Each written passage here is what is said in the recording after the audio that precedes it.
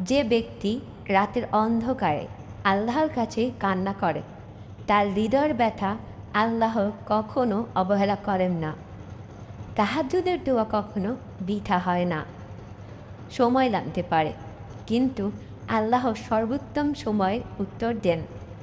তাই হতাশা হয় না, দোয়া চালিয়ে যাও।